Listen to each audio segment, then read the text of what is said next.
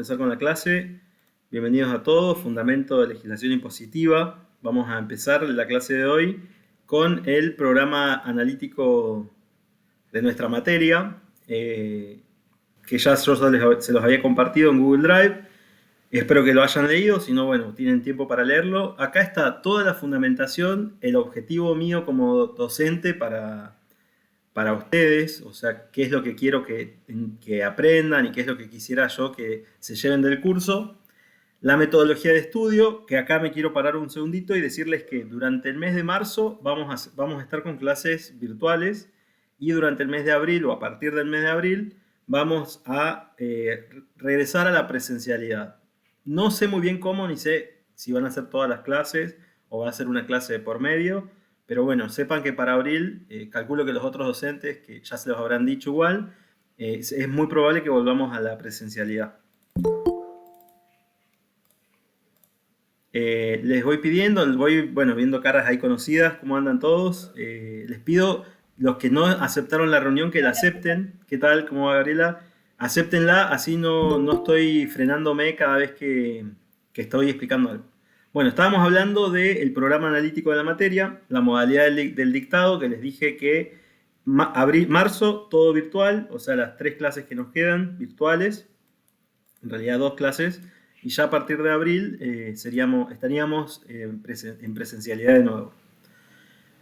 Respecto al sistema de evaluación y acreditación de la materia, lo mismo que en general es, o la norma que tiene ya Consulta, que es los parciales se aprueban con nota superior a 4, con 4 está aprobado y superior también. Hay trabajos prácticos que les vamos a pedir, que son obligatorios, que los tienen que tener hechos. El tema de la asistencia, que ya muy bien todos la saben, el 80%, sea cual fuere la modalidad, sea que estemos de manera virtual o que estemos presencial, se toma lo mismo la asistencia. El final es obligatorio, es decir, que la materia no se promociona, y todas las instancias, final y 2 parciales, se aprueban con el 4, ¿sí? Que corresponde al 60% del contenido. Bueno, respecto a los contenidos, acá van a tener todas las unidades, y acá el desarrollo de nuestras clases que vamos a ir viendo, los trabajos prácticos. Fíjense que casi todas las clases vamos a tener un trabajo práctico, ya sea una lectura o un ejercicio práctico, ¿sí? Bueno, dicho esto, creo que ustedes están acostumbrados ya a los programas de consulta, a los sistemas de evaluación, no es nada distinto ni nada novedoso. Más allá, lo único nuevo, o lo que yo quiero que lean o que tengan presente es la asistencia, la nota para aprobar y las unidades temáticas en el caso del final. Acuérdense que el final va a incluir cada uno de estos ítems y puntos que tenemos acá. Por lo tanto, fíjense que tenemos unas 14/13 clases en este cuatrimestre, que son pocas, siempre el tiempo nos juega en contra, lo que implica que mucho de lo que tengan que estudiar en esta materia lo van a tener que hacer desde sus casas y en su tiempo libre, ¿sí? Así que yo les aconsejo, si lo quieren tomar, obviamente lo pueden tomar, pero les aconsejo en base a mi experiencia dando ya esta materia y en base al contenido que tenemos. Como ustedes ya me tuvieron en estadística, saben que yo les doy un pantallazo al inicio de qué es lo que van a esperar en la materia, ¿no? Y como yo les dije en estadística, que la matemática es un lenguaje, hay que practicarlo y es como aprender a escribir, en este caso es parecido, pero no tiene tanta práctica, tiene mucha teoría, ¿sí? No quiere decir que sea mala ni que sea aburrida, no es una teoría normal ni una teoría común, es una teoría que tiene mucho derecho y que nos implica y que nos toca de alguna u otra manera la vida de cada uno de nosotros. O sea, todo lo que vamos a ver acá tiene un correlato, tiene una manera de ser en la realidad económica de cada uno de nosotros, ¿sí? Es una materia que invita mucho al debate y al entendimiento de lo que está pasando. Van a ver que hay mucho para debatir. La idea de la materia y la idea de consulta, obviamente, no es tomar una posición política, eso descártenlo. Yo, si pongo ejemplos, trato de poner ejemplos de más de 10 años hacia atrás, porque, bueno, esta materia genera mucha polémica y todo lo que vamos a ver acá, la materia en sí está vinculada con el derecho. o sea, es una rama del derecho común, digamos, de la ciencia, eh, de las ciencias del derecho y de las ciencias humanas. Entonces, bueno, va a haber un poco de todo. Obviamente hay práctica y obviamente hay situaciones que a ustedes les va a servir en el caso que trabajen en relación de dependencia, por ejemplo, para liquidar impuestos a las ganancias, para entender cómo es el impuesto a las ganancias, entender cuáles son los derechos que ustedes tienen y cuáles son las obligaciones, y así como también si el día de mañana ustedes quisieran intentar o ser emprendedores, por ejemplo, esto está muy pensado para eso también, ¿sí? Para que ustedes tengan un pantallazo de cómo es la estructura legal e impositiva de nuestra situación actual, ¿no? De nuestra realidad. Acá van a ver la bibliografía. Yo no les voy a dar un libro en particular, y si les doy un libro van a ser muy pocos capítulos. Sí les voy a dar artículos, o sea, les voy a dar muy resumido lo que tienen que leer, ¿sí? Y se los voy a remarcar. Lo que tengan que leer, por favor, léanlo. No va a ser muy largo ni muy extenso, pero sí el contenido lo tienen que saber. Eso es otra cosa que igual cuando lleguemos a la instancia del final, y como ustedes ya me conocen de estadística, yo más que estudien de memoria, prefiero que estudien aprendiendo el conocimiento y aplicándolo. Acá pasa exactamente lo mismo. No me interesa que se sepan de memoria una norma o una ley, porque la ley cambia todo el tiempo, todos los años, casi todos los años. Entonces nos sirve, o lo que yo prefiero es que entiendan el conocimiento y que puedan nutrirse de ese conocimiento. Bueno, vamos a pasar ahora a el PowerPoint. Yo se los había subido ya en el OneDrive. Es un PowerPoint que nos va a servir de guía. O sea, no estudien solamente de acá. Yo lo que les pido es que lo tomen como una guía a esto, ¿sí? Ustedes van a tener que profundizar con el material, obviamente, teórico que yo les voy a marcar, pero esto es una guía para que ustedes, tengan una hoja de ruta por donde ir estudiando. Bueno, primero que nada, fíjense el nombre de la materia. Esto se llama Fundamentos de Legislación Impositiva. Impuestos, básicamente, tributos. Entonces yo recién les adelanté y les dije que esta materia es una materia que viene de la tributación, del derecho tributario, y viene básicamente del derecho. El árbol sería el derecho, la rama sería derecho tributario, y nosotros estamos en una hojita que es la parte de impuestos, ¿no? Y tributos. Y acá yo usé recién la palabra impuesto y tributo como sinónimos. Entonces es la primera pregunta que vamos a tratar de resolver en esta clase. ¿El impuesto es un tributo? Si es un tributo, ¿quién los establece a los tributos? ¿Y por qué? ¿No? Porque, por ejemplo, imagínense que yo ahora les diga a ustedes, por estar en esta clase, tienen que pagarle a la Municipalidad de Comodoro un bono de 100 pesos. ¿Ustedes irían y lo pagarían? ¿Preguntarían por qué? Bueno, muchas veces nosotros como ciudadanos nos vemos en la necesidad y nos vemos, nos pasan estas cosas de que nos hacen o nos meten tributo y entonces no sabemos si lo tenemos que pagar. Y entonces acá viene la lógica que yo quiero que ustedes desarrollen y que va a ser de este tipo, tanto el examen parcial como el final, que se le van a plantear situaciones donde ustedes van a tener que identificar si lo que está pasando es correcto y es acorde a la ley, y si no lo es, qué herramientas tenemos para defenderlo. Entonces, hoy vamos a responder estas preguntas. ¿El impuesto es un tributo? ¿Quién establece estos tributos o estos impuestos? ¿Por qué debería yo pagar impuestos? ¿Y cómo sé o cómo sabré dónde va mi dinero? Imagínense, recién hablábamos con una compañera que trabaja en el hospital regional, que es de fondos públicos y es de todos nosotros. Imagínense que ustedes pagan por ese hospital con sus impuestos el mantenimiento, pagan, bueno, las prestaciones de servicio, los medicamentos, y es colaborar, o sea, está pensado para el bien común de la sociedad, ¿no? Y por ahí imagínense que yo vengo, no sé, de Estados Unidos, soy un ciudadano de Estados Unidos, y justo tengo un accidente en Comodoro Rivadavia. ¿Qué va a pasar conmigo? ¿Dónde me va a llevar a mí la ambulancia y dónde me voy a atender? En el hospital regional y público. Ahora bien, esta situación, ¿es justa? ¿No es justa?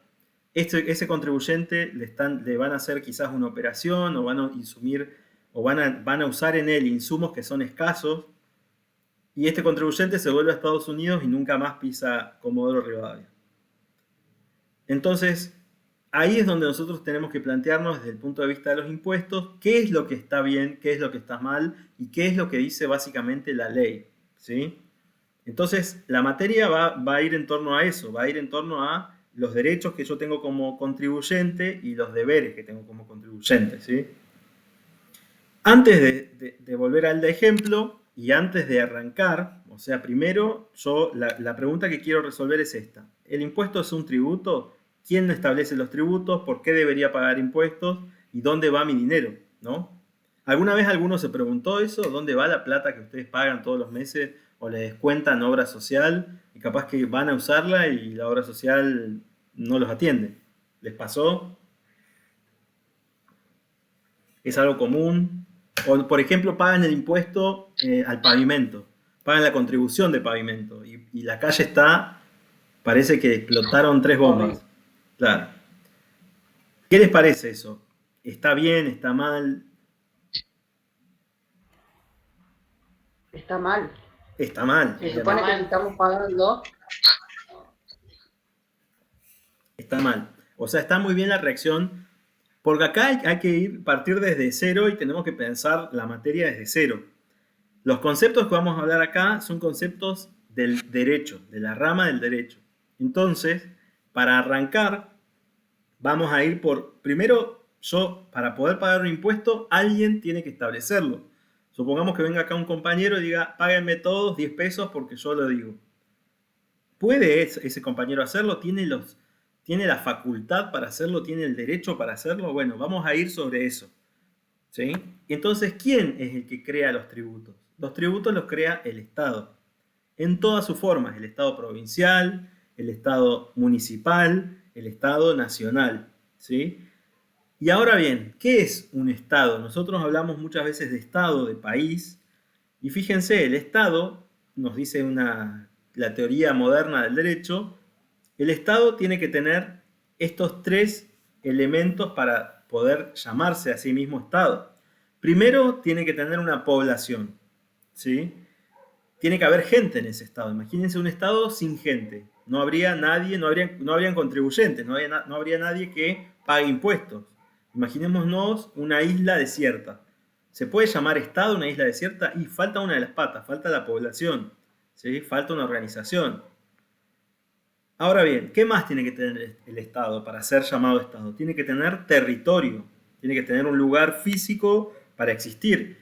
Hay un concepto, ustedes no sé si estarán familiarizados, pero hay un grupo de gente que se llama libertarios, entre ellos el más famoso es Milei, capaz que lo habrán sentido nombrar, es un personaje, pero ellos proponen crear un Estado ficticio y llamarse a sí mismos ciudadanos de ese Estado. Pero no tiene territorio, no va a existir en un lugar físico. Entonces eso, fíjense, sí o sí un Estado, para ser llamado Estado, tiene que tener territorio. Pensemos en el Estado de Argentina. Argentina tiene un territorio delimitado, tiene una población viviendo de él, y también tiene poder político. Es decir, que nosotros reconocemos que existen los poderes del Estado, que existe un presidente, que existen jueces, que existen gobernadores, que existen legisladores. Y reconocemos el poder político, ¿sí? Decimos, bueno, este es el gobernador y más allá de lo que cada uno piense de él, sabemos que la investidura que él tiene es la de gobernador y que en unos años más se va a ir y va a venir otro. Un Estado existe en términos jurídicos institucionales cuando se da dentro de un territorio determinado, con una población y un gobierno que centraliza el uso de la fuerza, ¿sí? El Estado está relacionado con el uso de la fuerza. Si yo voy o vamos todos juntos ahora a hacer una protesta, imaginemos al frente del hospital regional o a cualquier ente público, ¿qué va a pasar? Va a venir la policía, porque ¿qué va a pasar con eso? El Estado nos va a reprimir, como pasó en Formosa hace muy poco tiempo, ¿no? El Estado va a defenderse, entre comillas. Ahora, después vamos a ver si está bien o mal eso, ¿no? Pero el Estado tiene el poder de la fuerza. Nosotros no podemos ir con armas a a un lugar público a hacer una protesta, porque ahí el Estado nos va a reprimir, ¿sí? Porque tiene esa facultad del Estado de poder reprimir. Ejerce el poder sobre la población y esto representa la soberanía nacional, ¿sí? Cuando nosotros hablamos, fíjense que acá hay muchos términos jurídicos: Estado, gobierno, soberanía. Implica que existe este ente que nosotros no podemos, lo vemos representado en persona, pero en realidad es más grande que esas personas, que es el Estado, que tiene soberanía, que no puede venir, por ejemplo, el gobierno, no sé, de Uruguay y decirnos a nosotros los chubutenses: ustedes páguenme un impuesto a mí porque yo soy de Uruguay. El gobierno uruguayo acá en Argentina no tiene nada que hacer, lo mismo que el gobierno de Chile o un gobierno de España, que nos venga a pedir un tributo a nosotros, no, porque hay soberanía nacional. Nuestro Estado ejerce ese poder sobre nosotros y a la vez nos defiende de incursiones o defiende de amenazas extranjeras. ¿Sí? Y acá viene una pregunta que va a ser una pregunta de final seguramente, en donde yo les voy a preguntar: para ustedes, ¿Estado y nación son lo mismo, son sinónimos? ¿Qué les parece? Bueno, como todavía no lo vimos en la clase, lo que yo sí les voy a decir es lo siguiente. En el término nación, fíjense que significa o viene del latín nacere, que es de donde yo nací, de donde yo me identifico como, supongamos que yo haya nacido, no sé, en Trelew. Yo digo, bueno, yo nací en Trelew. Ese es el lugar de nacimiento mío. Entonces, no voy a decir que sea mi nación, pero ahí es donde yo me identifico con el lugar de nacimiento. Entonces, fíjense, la nación, nos dice acá el término, o el concepto este que tenemos, nos dice que es una realidad constituida por un conjunto de seres humanos que, además de tener un lugar en común de nacimiento y de vida, tienen características en común. ¿Qué significa eso? Que tienen una cultura en común. Vamos ahora a un ejemplo. Yo, por ejemplo, les diría Europa. ¿Europa qué es? Es un continente que se compone de distintas naciones. Hay nacionalidades, ¿sí? Y a la vez hay distintos estados. ¿Qué implica la nacionalidad? Y, por ejemplo, alguien que nació en Alemania habla alemán, tiene costumbres alemanas, tiene religión según el lugar donde nació. Por ejemplo, no sé, en vez de ser católicos son protestantes. Y creen, supongamos, no sé, creen en que, no sé, o adoran a su bandera y tienen mucho apego con su bandera. Alguien que está al lado y que está muy cerca de ellos es Francia. Francia, la gente habla francés, tienen otra cultura, otra creencia, otro idioma. ¿Y por qué se distinguen entre dos países distintos? Por esto mismo de que tienen culturas distintas, ¿sí? Identifican a su estado, identifican a su nación, perdón, con la cultura, con el territorio en el que nacieron. Pasa lo mismo con Inglaterra. Inglaterra está muy cerquita de ellos y sin embargo tienen otra cultura, otra religión, otro idioma, otro lenguaje. ¿Y acá qué pasó en Latinoamérica? En Latinoamérica todos hablamos el mismo idioma, todos tenemos una misma religión dentro de todo. No hay, por ejemplo, grandes mayorías musulmanas o de otro tipo de religión. Pero sin embargo, cada uno de nosotros sabemos quién es argentino, quién es uruguayo, quién es chileno. Estamos más separados, ¿no? Entonces, fíjense que si bien el término cultura nos divide según el idioma, según la raza, las costumbres, uno va capaz que a lugares en Chile y toman mate, uno va a Uruguay y toman mate, va a Paraguay y toman mate. O sea que hay una cierta cultura de países sudamericanos más que nada, ¿no? Sin embargo, estamos separados. ¿Por qué estamos separados? Porque los estados se conformaron de manera distinta, ¿sí? El estado argentino se diferenció en algún momento de la historia del estado chileno y del estado uruguayo, del estado paraguayo, y etcétera, ¿no? Entonces, fíjense, ¿Estado y nación son lo mismo? Son términos similares, pero no son lo mismo. Nación tiene que ver con la cultura, tiene que ver con el lugar de nacimiento, y Estado es la organización política de esa nación. ¿Sí? Nosotros podríamos ser una nación sudamericana, supongamos, y tener un Estado sudamericano que se llame, supongamos, que en algún momento se pensó, Provincias Unidas del Río de la Plata, que era Uruguay, que era Argentina, que era Paraguay, ¿sí? Y esos tres países podrían haber sido un solo Estado. ¿Quedó claro? la diferencia entre Estado y nación? Sí. Sí, profe. ¿Sí? Bien. Y si yo les pregunto algo, a ver, el Estado de Chubut,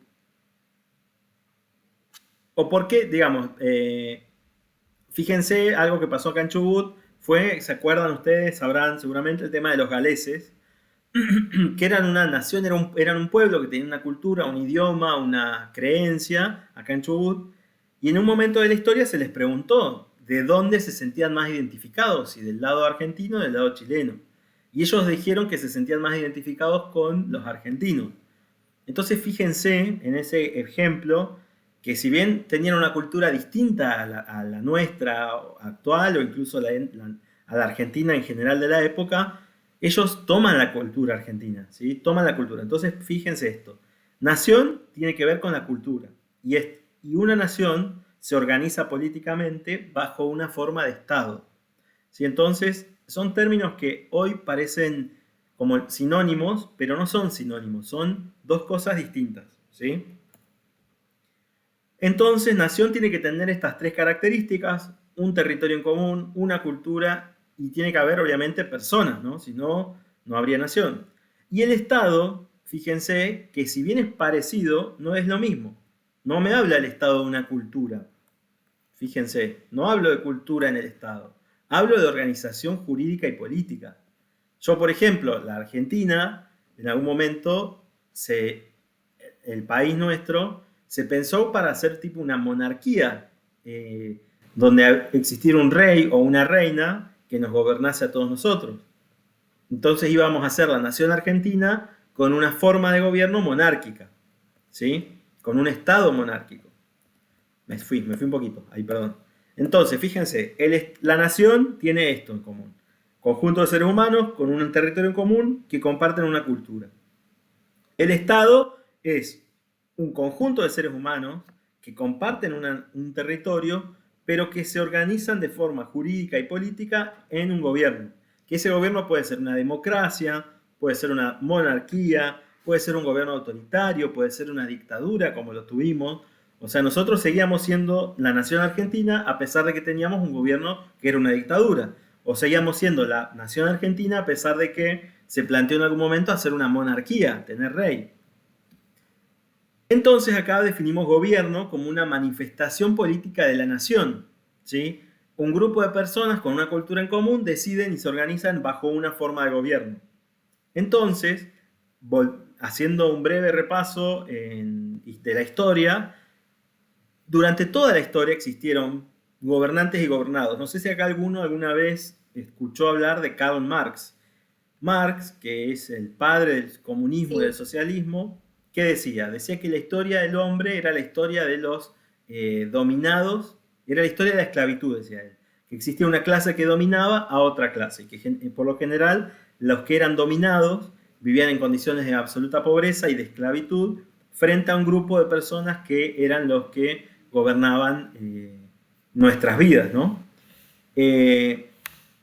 Esta persona lo plantea así y es algo, tiene un poco de verdad, como todo, ¿no? No es la verdad total, pero tiene algo de realidad. Siempre van a existir gobernantes y siempre van a existir gobernados. Van a existir gente que se somete a la voluntad de otras personas. Entonces dijimos que el gobierno va a formar, o se va a hacer un conjunto de personas físicas y jurídicas. Físicas, un gobernador, y jurídicas, por ejemplo, un ente, no sé, por ejemplo, la Secretaría de Salud, la Secretaría de Educación, ¿sí? Y van a conducir los destinos de una nación organizada. Una nación organizada tiene como manifestación un Estado o un gobierno. ¿Cuáles fueron las evoluciones históricas o qué tipos de estados existieron en la historia? Fíjense, a algunos capaz que les gustan mucho las películas o las series, y piensen, por ejemplo, en películas donde existían reyes, vikingos, toda esa época del siglo XV aproximadamente, incluso anterior, donde existía el estado llamado absolutista. ¿Qué es un estado absolutista? Había un rey o una reina y no había ley. Esa persona era la que era para esa sociedad de esa época, el rey o la reina eran los representantes de Dios en la tierra y eran los que armaban la ley a su antojo y eran los que decidían sobre los destinos de todos sus súbditos. Tengan títulos nobles o no tengan títulos nobles, era uno solo, el poder público se concentraba en una sola persona, que era el rey. Luego fueron habiendo cambios en la economía, cambios en la revolución industrial, por ejemplo, y empezó a surgir una clase de trabajadores y una clase de empresarios que empezaron a darse cuenta o empezaron a cuestionar que por qué tenían que trabajar para un rey y que quién decía o en dónde estaba escrito de que ellos eran los representantes de Dios en la tierra. Entonces empezaron las revoluciones. La Revolución Francesa fue la más importante. Después, bueno, estuvo la revolución en Rusia y en un montón de países que tenían monarquías, donde echaron a una clase política que estaba alejada de la realidad. Ustedes no sé si recordarán qué pasó en la Revolución Francesa. Mataron a una reina, le cortaron la cabeza, a un rey también. Pero ¿qué pasaba? El pueblo en esa época francés estaba muerto de hambre, no tenía para pan, estaban en una hambruna y en una peste tremenda. Y los políticos de esa época, que era el rey y la reina, vivían en lujos, excentricidades, dinero, oro, joyas, fiestas. ¿Qué pasó? El pueblo se cansó, se empezó a agitar una revolución y terminó dando vuelta a la realidad de un país como Francia, que era una monarquía, que tenía un rey, a una república, donde el poder no estaba ya en manos de un rey o de alguien mandado por Dios. Y acá es donde cambia el Estado, y el Estado se convierte en un Estado liberal de derechos, o liberal de derechos. ¿Qué significa eso? Significa que ya la gente se da cuenta en este punto de la historia que el poder público no tiene que estar en manos de una sola persona y que realmente quien es el soberano ya no es un rey, el soberano es el pueblo. El pueblo es el que decide dónde se gasta la plata, dónde se invierte, qué es lo que hay que hacer. Y así pasó en muchos países de Europa y en muchos lugares del mundo, que se empezó a adoptar este Estado liberal de derecho, donde decían, bueno, vamos a armar un Estado o una forma de gobierno en la cual vamos a utilizar la república con los distintos poderes del Estado, donde nadie tiene la suma de todos los poderes, sino que el poder del pueblo se lo transfiere a instituciones del gobierno, por ejemplo la justicia, la legislación y el poder ejecutivo. En tres poderes está el poder absoluto, pero ninguno de los tres tiene poder sobre el otro y ninguno de los tres tiene el poder absoluto. Sin embargo, pasando ya el siglo XIX, entrando al siglo XX, empezaron a haber otros cambios sociales respecto del Estado, y en esta época estuvo ya la Unión Soviética, que empezó a darle a su población muchos beneficios, por así decirlo, o asistencias. Por ejemplo, salud gratuita, educación gratuita, cosas que los otros estados no lo hacían. Y entonces por eso se habla de Estado social de derecho, cuando empiezan a reconocerse en todo el mundo derechos a los trabajadores, salud pública, si bien no en todos los países, ni de la misma forma, ni en la misma época, pero más o menos es una corriente que hay de la evolución histórica del Estado, ¿sí? Acá tienen esto para leerlo, yo les pido que lo lean. Lo más importante acá que yo quiero que tengan en cuenta es respecto a qué significa el Estado, cuáles fueron sus formas, y algo que dice acá que es muy interesante es la propiedad privada. ¿Alguien sabe del curso qué es la propiedad privada? ¿Qué significa? Algo Solo bienes nuestro, digamos. propios. Claro, Aquí. propio. Sí. Supongamos que ustedes trabajan toda la vida, llegan a una cierta edad que pudieron ahorrar y se compran un auto, ¿no? Con el esfuerzo de ustedes, con su ahorro, con su sacrificio. Viene alguien y les dice, dame tu auto. ¿Qué van a hacer ustedes? ¿Cuál va a ser su instinto? Decirles que no. ¿No? Claro, la propiedad privada es el principio más importante que existe en el mundo moderno y que existe desde la época, fíjense, después de los reyes. ¿Qué pasaba con los reyes? Los reyes iban caminando, supongamos, en su territorio, en su país, y veían, supongamos en esa época no habían autos, pero veían que ustedes tenían, o nosotros, que éramos sus súbditos, teníamos una vaca, un caballo, y el rey decía, quiero esa vaca, quiero ese caballo, quiero esto, quiero lo otro. Y nosotros no podíamos decirle que no. No había propiedad privada. No había propiedad privada. Yo no era dueño de la tierra. No, si yo quería construir una casa, tenía que pedirle permiso a un rey. Puedo construir acá mi casa, y si él decía que no, o si un día se le cantaba, me echaba, me mataba o me fusilaba. Entonces el Estado de Derecho, o el Estado liberal de Derecho, lo que buscó fue respetar eso. Es decir, primero cambiarle el foco al poder. Es decir, el poder lo tiene el pueblo y lo más importante que existe es la propiedad privada. Ustedes muchas veces verán en la política argentina que dicen que en Argentina está cuestionada la libertad privada, o es cuestionada, o que no hay seguridad jurídica. Bueno, ¿qué pasa? Muchas veces sucede, no es que sea cierto 100%, como todo, ¿no? Nadie tiene acá la verdad de nada. Pero imaginemos que ustedes son una empresa que tiene un cierto dinero y que vienen a Argentina y un día deciden irse o qué sé yo, o les va mal y deciden cerrar la fábrica. Muchas veces pasó acá en Argentina, no estoy diciendo que esté bien ni que esté mal, pero les estoy mostrando una óptica de por qué se les dice que hay problemas en la propiedad privada en Argentina. Y entonces, vieron acá en Comodoro que le pasó a Guilford. Más allá si está bien, si fue una estafa o no fue una estafa, la empresa o la gente, los dueños, creo yo, la verdad que no estoy tan interiorizado en el tema, imaginemos que esta sea una empresa que viene por un capital acá y un día decide, no me está yendo bien, cierro. Nunca más puede recuperar ni su fábrica, nunca más puede recuperar nada de lo que hizo. Más allá de que si vaciaron la empresa o no es mi idea meterme en ese asunto, digamos, ¿no? Pero sí mostrarles por qué muchas veces cuando se dice que hay problemas con la propiedad privada en Argentina, y los hay, porque incluso nosotros salimos con un teléfono a la calle, nos para alguien con un arma, una pistola, y nos saca nuestro teléfono. O entra alguien a nuestra casa, dejamos la casa sola, nos vamos un fin de semana a algún lado, llegamos, está dada vuelta a la casa, nos entraron a robar. Bueno, ahí ya no hay respeto por la propiedad privada. Y ese tipo de cosas son muy mal vistas en general en la sociedad moderna, en el mundo. ¿Por qué? Y porque no es posible, no es...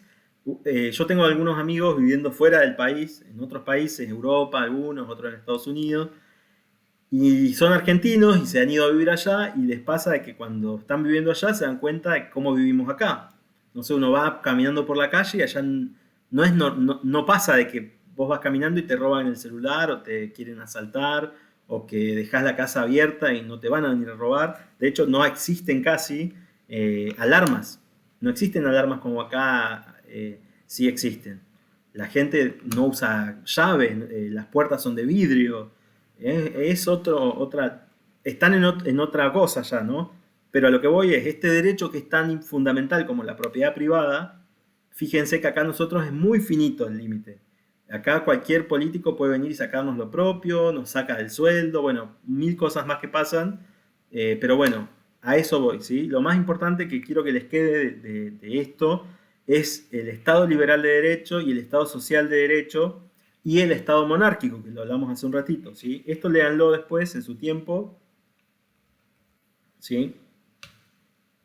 Y ahora sí vamos a ir al Estado republicano, que es nuestro Estado actual, y es quien nos dice, y quién es quien arma los tributos, ¿sí? Porque recién, al principio de la clase, yo dije, ¿qué es un impuesto? Si un impuesto es lo mismo que tributo, y quién los origina, quién crea estos tributos. Y el que los crea es el Estado, ¿sí? Entonces, para entender ese Estado, tenemos que irnos a este punto, saber primero cómo era el Estado antes, que era un Estado monárquico, absolutista, después pasó a un Estado liberal de derecho y después pasó a un Estado social de derecho, donde se pone el foco en las políticas sociales. Luego tenemos los poderes del Estado. Nosotros en Argentina tenemos este Estado. Esta es la forma organizada que decidimos hace 200 años vivir de esta forma, en una forma de república, como la gran mayoría de los países occidentales. Este Estado nos dice que la suma del poder público no está en ningún lado. Está dividida en tres poderes: el poder ejecutivo, el poder legislativo y el poder judicial. Esto que yo le estoy armando acá, a modo de paréntesis, le estoy diciendo acá, es algo que nosotros tendríamos que estudiar en el secundario o en el primario. No pasa y no sucede, ¿sí? Muchas veces a mí me ha pasado de estar al lado de estudiar algún concepto y no acordarme, o no saber, o no recordar, o no haber visto en el secundario, qué era un Estado republicano. Y yo no sé si acá estamos todos hablando de lo mismo o entienden. Si hay alguien que no entienda, por favor, pregunten, porque esto yo lo voy a tomar en el final. Y es muy importante para la vida civil nuestra, para nuestra vida de negocios, como ciudadanos, como personas que pagan impuestos. Saber de qué estamos hablando acá es fundamental. Es cultura tributaria esto. Es lo que nos falta, lo que no tenemos, lo que nunca nadie nos explica y lamentablemente no está incluido en planes de estudio de la primaria ni de la secundaria muchas veces esto. Hoy yo le pregunto a alguien que está en la secundaria qué forma de gobierno tenemos y no saben. O quién tiene más poder, el poder ejecutivo, el legislativo, el judicial, y todos dicen el ejecutivo.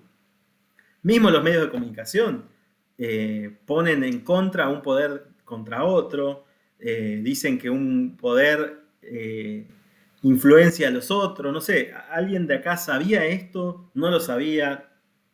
¿Se lo imaginaba? ¿No lo tenía tan presente? ¿Nunca lo había escuchado? Me gustaría saber qué les parece. Vamos, participen. Y escuchado sí, o sea, no sé si he estudiado, pero escuchado sí. Sí, lo mismo yo, no sé, inclusive ahora se escucha un montón esto de que la política domina todo el plano del poder judicial y demás, como que se está hablando mucho y sobre todo con el tema de las vacunas y demás. Hay cosas que uno creo que las va escuchando, a mí me tocó como Gaby, o sea, no, esto no lo tuve en la secundaria, pero y también cuando vas viendo cosas a lo largo de la vida te das cuenta que hay una pobreza educativa bastante importante para nuestra Argentina. Pero bueno, nada, sí se va escuchando. En otras materias también lo vamos tocando y la vida misma te vas a hacer un trámite y de repente decís, no, estoy parado y hay cosas que las vas aprendiendo así como... Claro, en general, nuestro país, nuestra nación, la nación argentina, este grupo de seres humanos que determinaron que este territorio iba a tener este nombre, decidió hace 200 años que íbamos a tener este tipo de Estado, republicano, donde íbamos a tener una república, que república significa cosa pública en latín, y el Estado, como yo les decía, el poder público está de nuestro lado, no está ahí. Ahí están nuestros representantes. Nosotros, como somos el soberano, somos ese rey, el poder del rey se distribuyó en la gente, claro, en el pueblo. ¿Y cómo nos representamos? De esta forma, con un poder ejecutivo, con ciertas características y con ciertas tareas específicas, con un poder legislativo con su tarea específica, con un poder judicial con su tarea específica.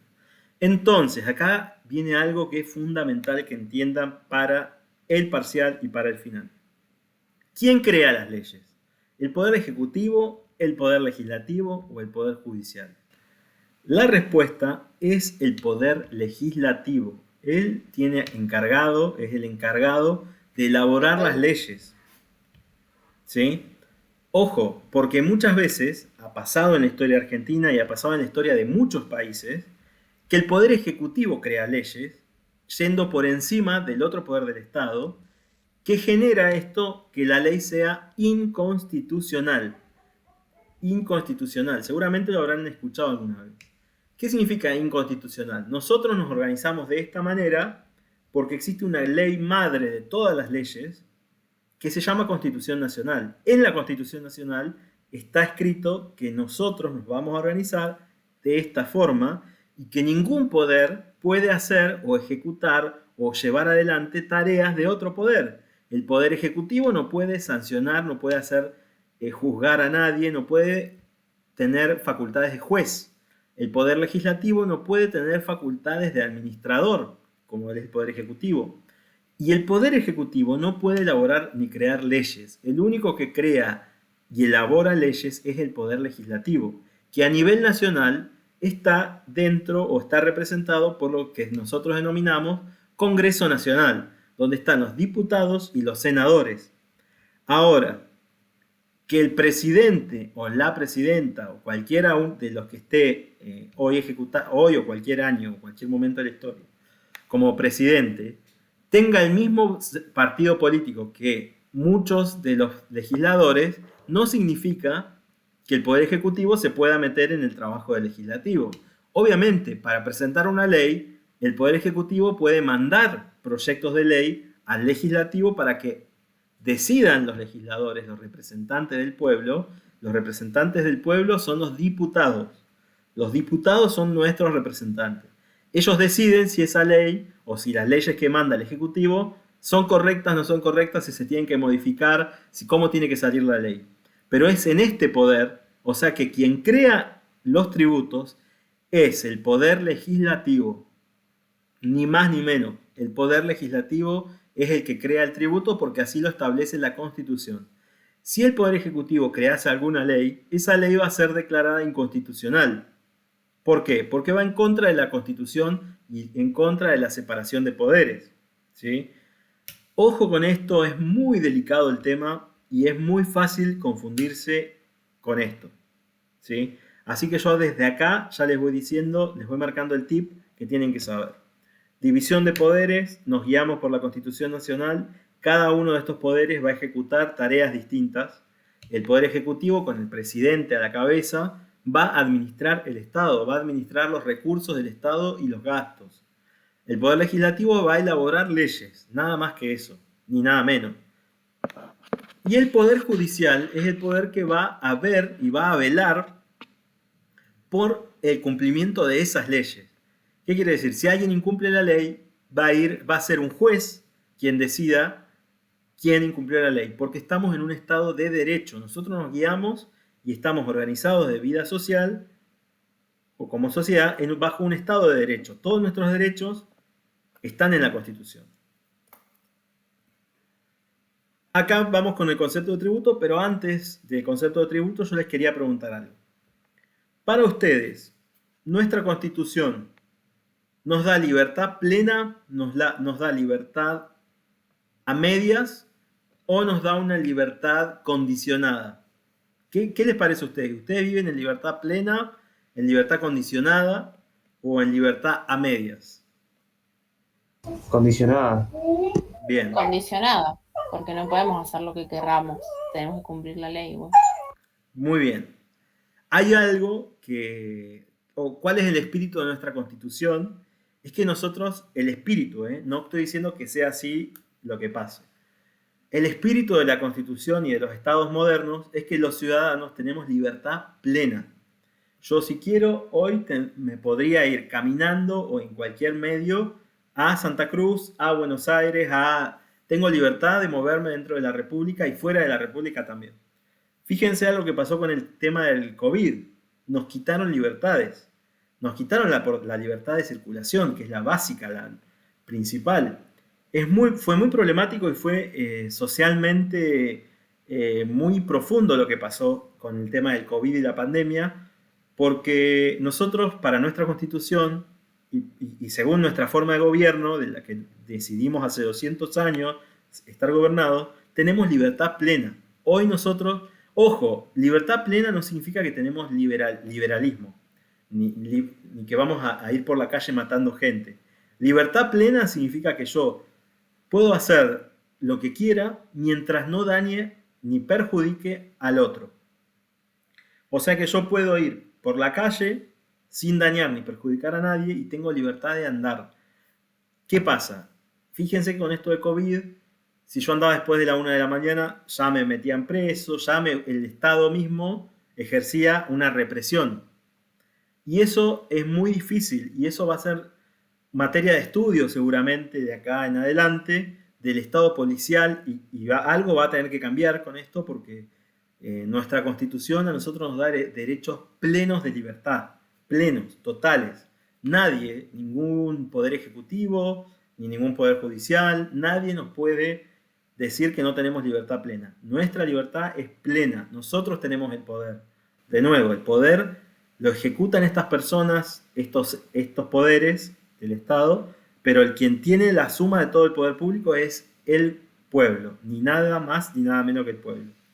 A la primera pregunta, entonces, que era ¿qué son los tributos? O si el tributo es un impuesto y quién los crea, Yo creo que acá respondimos ya a la segunda. ¿Quién crea los tributos? Los crea el Poder Legislativo, a través de sus representantes, que son los diputados, en el Congreso de la Nación, y lo tienen que aprobar las dos cámaras, tanto los diputados como los senadores. Los senadores no son representantes del pueblo, son representantes de las provincias. O sea que van a ir o van a velar o van a buscar lo que más le convenga a su provincia, más que al pueblo en general. En cambio, los diputados van a representarnos completamente al pueblo, ¿sí? Son nuestros representantes más directos. El Poder Ejecutivo va a ejecutar, va a administrar el Estado con sus ingresos y sus gastos, va a decidir dónde va la plata, en qué se invierte, ¿sí? Y el Poder Judicial va a llevar adelante la justicia, ¿sí? Va a decir, si alguien cometió un delito, tiene que tener una sanción. Va a verificar que la ley que elabora el Poder Legislativo se cumpla. Que este sistema hoy en nuestro país no funcione a la perfección no significa que sea un buen sistema. Es el mejor sistema que existe en el mundo moderno. No hay otro sistema, ¿sí? Este es el mejor sistema que existe, más allá de los resultados y más allá de la situación actual nuestra económica. Este sistema es el mejor. Y eso no tenga ninguna duda. Antes que tener un rey o una reina, yo prefiero tener un Estado republicano. ¿Qué es un tributo? Y acá vamos a ir al concepto de tributo. ¿Alguien vio alguna película antigua o los Juegos del Hambre, si no es tan antigua, que hablaban de tributos, de ofrecerle algo a alguien más? Antes, el origen del término tributo, más allá de lo que dice acá, era lo que yo le ofrecía al rey. Vieron que yo les decía, el rey iba caminando y nos sacaba una oveja, una vaca, nos sacaba animales, eran tributos al rey. E incluso nos cobraba en oro. Nosotros teníamos que pagarle, claro, o entre personas también. Teníamos que pagarle. Después tiraban a los cenotes a las diosas que cumplían años en otoño o en primavera y eran sacrificadas como tributos. Tal cual. Yo lo sé porque un guía una vez me dijo, a vos te hubiesen tirado ahí por el cumpleaños, por la fecha de cumpleaños. Bueno, mirá vos. Es así. Tributo es eso, es algo que se da a alguien más, a una deidad, a un dios o en este caso al rey. Viniéndonos más acá en la historia, tributo o el concepto de tributo son las prestaciones en dinero que el Estado, en ejercicio de su poder de imperio, exige con el objeto de obtener recursos para el cumplimiento de sus fines. Este es el concepto que a nosotros nos interesa. ¿Puede repetirlo, profe? Sí, es lo que está en el PowerPoint. Tributo son las prestaciones en dinero que el Estado, en ejercicio de su poder de imperio, exige con el objeto de obtener recursos para el cumplimiento de sus fines. ¿Qué quiere decir esto? Hay mucho acá. Pero lo más importante que quiero que sepan es, el concepto de tributo o la palabra tributo viene de lo que hablábamos recién con Gabriela y con lo que muchos pensarán, en esto de ofrecer, dar ofrendas a alguien más, a un dios o al rey. Ahora bien, en el estado moderno de las cosas, el tributo es aquel concepto que explicita o que dice esta situación. Viene alguien y me saca dinero a mí y yo se la tengo que dar porque esa persona a mí me está amenazando, ¿sí? Y me dice, pagame o te meto preso. ¿Quién es esa persona o quién es ese ente? Es el Estado. El Estado a mí me dice, pagame los impuestos porque yo te voy a meter preso.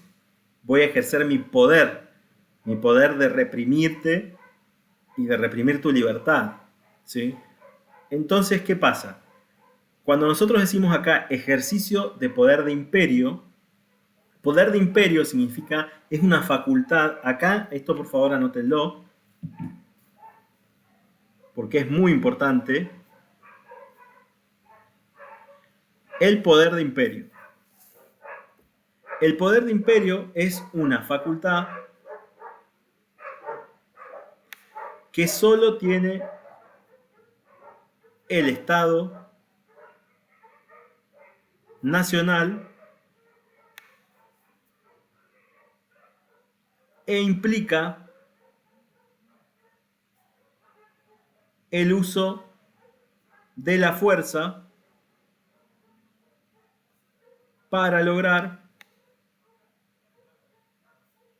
cobrar tributos.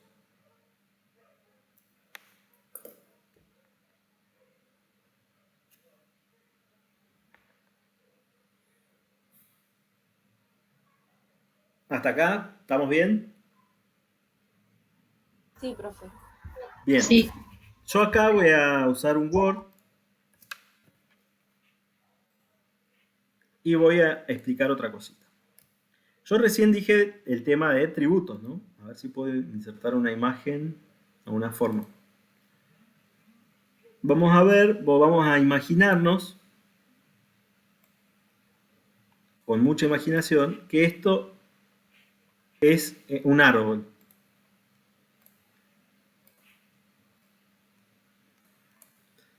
Entonces, este árbol va a tener ramas, y usen su imaginación de nuevo. ¿No se ve? No, profe. No, profe. Profe, no se ve nada. Listo, listo. Ahí les comparto pantalla. Bueno, acá estoy haciendo un arbolito. Espero que lo vean. Avísenme cuando lo vean, ¿eh? Sí, profe, ya se ve. Bien.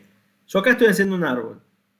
Con todo lo que tiene, ¿no? Entonces acá digo, bueno, este árbol acá tiene una rama. No me sale muy bien. No soy bueno para dibujo, como verán. ¿Qué pasa con esto? El árbol... Acá, cuadro de texto. Perdonen porque no soy bueno con esto de los dibujos. El árbol es el tributo. El tributo es lo que recién decíamos. Es una prestación que me exige el Estado y siempre generalmente es en dinero. Y el impuesto o los impuestos es una clase de tributos, pero no son los tributos. El impuesto es una clase de tributo. ¿Sí? ¿Qué otra clase de tributo existe? ¿O qué otra clase de tributos hay? El más importante es el impuesto. El más conocido y el más, general, el primero, digamos, que existió fue el impuesto. Luego viene el otro tributo que se llama tasa. Y después existe otro tributo más, muy bien, que se llaman contribuciones. Esos tres son tributos. ¿Yo puedo decir que la tasa es un tributo? Sí. ¿Puedo decir que el impuesto es un tributo? Sí. ¿Puedo decir que la contribución es un tributo? Sí. El género es tributo, pero la especie es impuesto, la especie es tasa, la especie es contribución. La ramita del árbol tributo es uno impuesto, otra tasa, otra contribución. Cada uno es distinto, pero su origen es el mismo. ¿Qué origen tienen? Tienen el origen que nos dice que el Estado, a ver si lo puedo poner acá, nos dice que el Estado nos exige el pago de sumas de dinero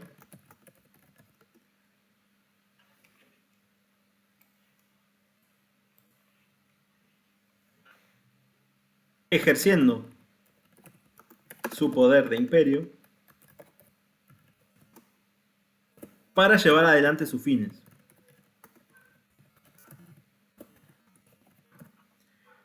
Hasta acá exige sumas de dinero ejerciendo su poder de imperio para llevar adelante sus fines. O sea que un tributo es el pago que yo hago de dinero, la transferencia. Me están sacando qué cosa. Si a mí me vienen a sacar plata del bolsillo, el Estado me está sacando plata del bolsillo, está afectando un derecho que yo recién dije que era el más importante que existe en el mundo moderno después de que ya no existe. La propiedad privada. Tal cual, la propiedad privada. El Estado está metiéndome la mano en el bolsillo en mi esfuerzo. ¿Para qué? Para llevar adelante sus fines. Y ahora yo me pregunto, ¿qué fines tiene el Estado?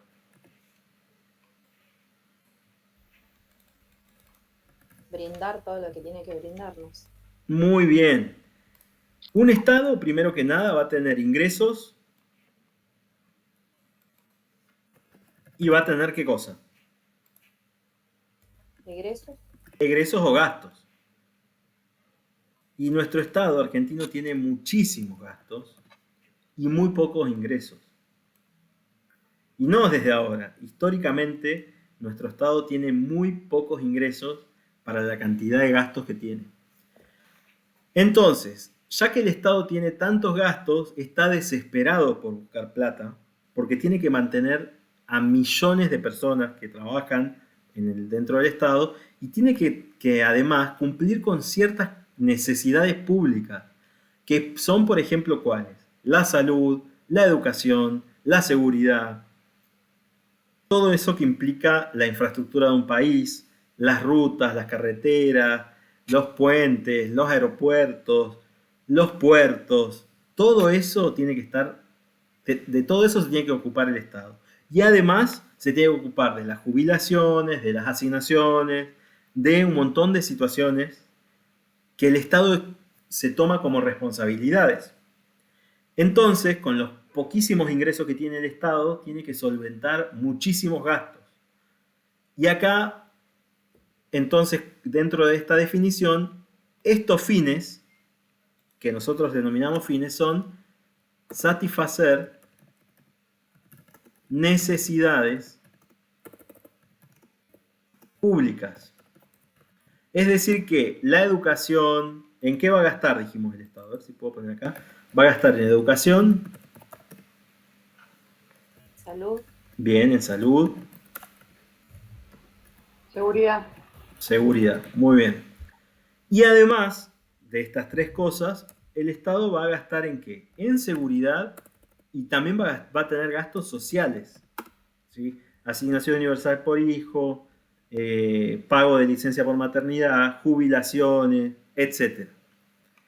Entonces, el Estado tiene mucho. Profe, Sí, ¿hay en realidad obras públicas igual? sí, también vamos a ponerlo. Infraestructura, vamos a decir. También tiene gastos en infraestructura. Entonces, fíjense la cantidad de gastos que va a tener el Estado. ¿Y qué ingresos va a tener el Estado? Va a tener los tributos, obviamente.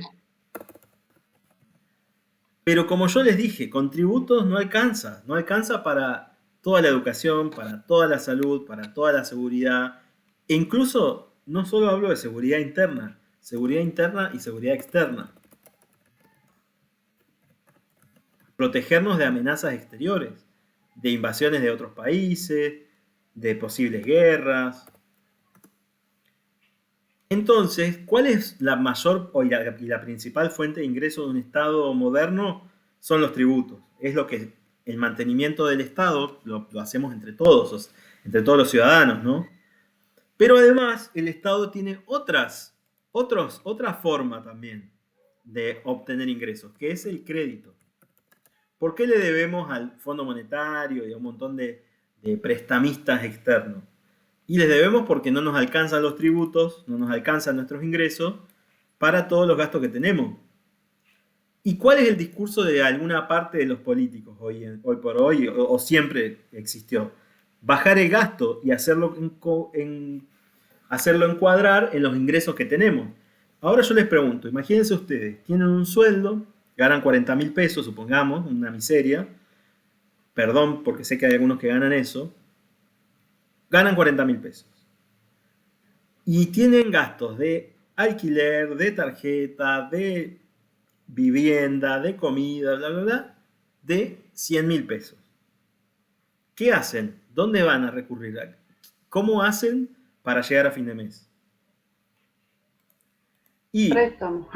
Le pedimos a mamá, papá, hacemos lo que hacen los prestados. pedimos crédito, le pedimos prestado a un familiar, le pedimos prestado a un banco, le pedimos a la tarjeta que nos financie, pagamos el mínimo, no pagamos, hacemos malabares. Bueno, el Estado también. El Estado es un ente económico que también está en una situación por el estilo. Gana 40.000, le ingresa 40.000 y tiene 100.000 de gasto. El resto lo tiene que conseguir con crédito. ¿Y qué pasa cuando el Estado pidió tanto y en un momento dijo, ¿sabes qué? No te lo voy a poder devolver. Lo que te pedí no te lo puedo devolver. Y no te lo voy a devolver. Año 2001 en Argentina. Se determinó el crédito en un momento a Argentina. Entonces, ¿qué pasó? ¿Cuál fue la otra fuente de financiación? La emisión monetaria. Y yo les puedo asegurar, y no es por desprestigiar a ningún gobierno, que esto, que se llama emisión monetaria, hizo que el hoy denominado peso pueda valer tan poco, pero tan poco, y no tenga valor, y no tenga significado. Hoy, si ustedes me dicen, tengo 100 pesos, profe, para mí es un papel pintado, y no solo para mí, para mucha gente lo es. Es un papel pintado, no tiene valor. El peso perdió totalmente su valor. Ya no es una moneda. ¿Sí? La moneda, como la conocemos, ya no es más el peso. Entonces, ¿qué pasa? Lamentablemente es un círculo vicioso que tiene el Estado argentino, que cada vez se propone más cosas, se propone más gastos, se propone un estilo de vida de rico cuando tiene ingresos de pobre, y tiene que salir a pedir crédito, como pasó, y lamentablemente en 2001 tenemos este triste episodio de que no se pudieron pagar las deudas. Supongamos ustedes van al banco, viven, se compran un super reloj, compran todo a crédito, pagan asado, viven un mes, viven vida de rico, y al siguiente mes, cuando hay que pagar, dicen al banco, no te puedo pagar. Y el banco le va a decir, pero yo te presté, ahora cumplí tu parte, ¿no? Y nosotros decimos, no tengo nada para que me cobres, no tengo nada a nombre mío, no te puedo pagar. ¿Qué va a pasar con el banco? ¿Me va a volver a prestar? No. De hecho, va a tomar sus bienes. Va a tomar mis bienes, exacto, va a cobrarse. ¿Y qué pasa? Y si me llegase a prestar, me va a prestar con una tasa de interés. La tasa de interés representa el riesgo, ¿no? Enorme, gigante. Porque va a decir, es muy probable que este Estado no me pague. Que pase de nuevo lo que pasó en 2001. Y así estamos. Así está la situación hoy y así está la cosa. Lo más importante que yo quiero que acá quede claro es, el tributo es una fuente, es un ingreso del Estado para cumplir estos fines: educación, salud, seguridad interna, externa, fines sociales, fines de infraestructura. Y los tipos de tributos que existen son 3: impuesto, tasa y contribución. Y cuando uno lo ve, o en mi caso cuando lo vi en alguna materia de impuestos, y lo vi muy por arriba, yo caí muy tarde. O sea, ¿qué pasa? No está tan sencillo todo. Yo ahora se lo estoy contando como un cuento, pero si uno va a un libro, les puedo asegurar que es bastante más complejo, porque utiliza un lenguaje de derecho. En vez de suma de dinero dice sumas pecuniarias, para no decir dinero, sumas pecuniarias, bueno, etcétera. Lo más importante acá, y lo que yo quiero que les quede claro, es esto. ¿Qué son los tributos? Son exigencias de pago de sumas de dinero que hace el Estado con su poder de imperio para satisfacer necesidades públicas, que son estas. Y ahora bien, vamos a volver al PowerPoint. ¿Quedó claro? ¿Alguien tiene alguna duda? ¿Se entendió? Buenísimo. ¿Sí? ¿Hasta acá vamos bien? Sí, profe. Sí, profe. Bien, me alegro. Vamos a seguir. Ya dijimos que es un tributo y acá tenemos los fines del Estado, ¿no? Los fines del Estado son satisfacer necesidades públicas. Bueno, acá es lo mismo que hablamos recién. Pero fíjense que yo acá les dejé una oración. Tanto las necesidades públicas como los fines son políticos. ¿Qué quiere decir eso? Todos los estados en todo el mundo le garantizan salud, educación y seguridad social o beneficios sociales a su población. Pongamos el ejemplo más totalmente extremo y opuesto al nuestro, que es Chile. ¿Chile le garantiza educación a su población? No. Cobran todo. No, tienen que pagar. Entonces Sí, pero Chile dice, el Ok. Estado chileno dice, no, ¿sabes qué? Yo educación Para mí no es una necesidad pública, no va a estar formado. ¿Chile le garantiza salud a su población? Y no. Chile dice, no, esta necesidad pública No. ¿Chile le garantiza ayudas sociales a su población? Asignación universal por hijo. Tienen algún tipo de ayudas sociales, pero no no al nivel que tenemos nosotros. Y entonces, ¿qué dice Chile? Yo me voy a centrar, no voy a estar, si gano 40, voy a gastar 40, dice Chile, pero esos 40 yo te los voy a gastar en seguridad externa y externa y en infraestructura. Y yo les puedo asegurar que si en algún momento tienen la posibilidad de viajar a Chile y andar por las rutas de Chile y ver la infraestructura, es tremenda, sí, pero también es tremendo cómo se muere la gente porque no tiene salud o cómo la gente no puede llegar a tener educación. Vienen acá, profe. Muchos Sí, chilenos vienen Sí, acá. la parte de salud la tienen, pero es muy básica la parte gratuita. O sea, Sí. es muy, muy básica. Yo tengo amigos que son de allá y me dicen, mi mamá tuvo una CB y si yo la trataba por el lado del público, se moría. Así que, y una CB, o sea, era algo Claro, que podía haber tenido otra solución. claro, tal cual. Fíjense que no estamos acá haciendo un juicio de valor ni diciendo qué es mejor ni qué es peor. Simplemente estamos viendo cómo se configuran los estados. Obviamente que lo ideal es que todos los estados le garanticen a su población educación, salud, seguridad y beneficios sociales. Pero para poder hacerlo, tienen que primero ser países ricos. Alemania, por ejemplo, a su población le garantiza educación gratuita, salud gratuita, seguridad interna y externa, garantías sociales o beneficios sociales, infraestructura e infraestructura, ¿no? Entonces, fíjense, el Estado argentino tiene muy buenas intenciones, porque siempre fue un Estado que nos garantizó educación gratuita, salud gratuita, seguridad interna y seguridad externa y servicios sociales. Pero ¿qué pasa? La diferencia está radicada en los ingresos que tienen los países que usted mencionaba. Alemania es lo más de lo más. Sí.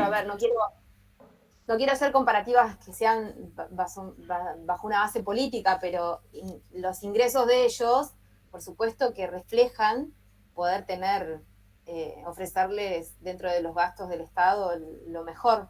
Tal cual, pero pensemos algo, Argentina en su momento tenía un nivel económico superior a Alemania. Entonces Argentina, cuando se propuso darle educación gratuita, salud gratuita, seguridad, infraestructura a su población, tenía otros ingresos, era la época. A nosotros nos quedó todo esto, pero fíjense, la educación, si bien es gratuita, no es de calidad. La salud, si bien es gratuita, no es de calidad. La seguridad, si bien está garantizada, no es la mejor. Y los servicios sociales o la asistencia social es buena, pero es un arma de doble filo también. Y la infraestructura está muy mal, o sea, refleja... Está roto el circuito. Nosotros, al tener los ingresos que tenemos, no podemos brindar la posibilidad de tributos que puedan ser cubritivos para que el Estado tenga la buena distribución. Más allá de la predisposición que haya, ya está roto hace años. Exacto, quedó una estructura que hoy no se puede, no llega al Estado con los pocos ingresos que tiene. Bueno, dicho eso, vamos a seguir con los tipos de tributo, los fines del Estado. Vieron que yo les decía, esta materia lleva mucho al debate, qué es lo bueno, qué es lo malo. Y lo mejor es que nosotros tengamos una posición ajena a todo, ¿sí? Ajena a lo político y local. Es mejor que nos vayamos para afuera, porque irnos para afuera nos saca el velo que tenemos muchas veces acá en Argentina y no podemos muchas veces razonar. A mí me pasa, yo tengo muchos amigos que tienen una posición y otra posición. Para decirlo en palabras simples, tengo amigos de la cámpora y tengo amigos pro. Y hablar con alguno de ellos es hablar con un fanático. Entonces, cuando uno habla con un fanático, no podés hablar o no podés razonar.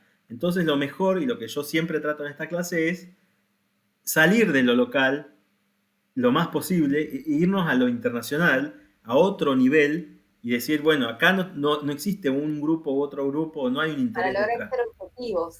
Claro. Sí, porque es muy bueno, es muy difícil ser objetivo. Y yo se los puedo asegurar. Es muy difícil.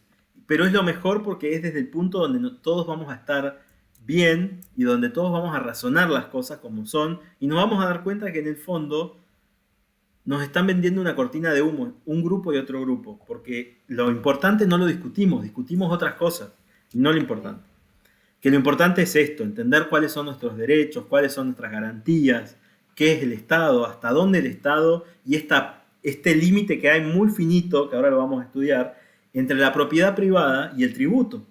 A mí el Estado no me puede venir a sacarme plata porque sí. Tiene que existir una ley, esa ley tiene que salir del Congreso, bueno, tiene que haber ciertos límites también, ahora los vamos a ver. Nosotros hablábamos recién del Estado que tenía estos ingresos y gastos. Eso se llama actividad financiera del Estado, ¿sí? ¿Qué significa? Que el Estado necesita recursos para poder cumplir sus objetivos y realizar sus gastos.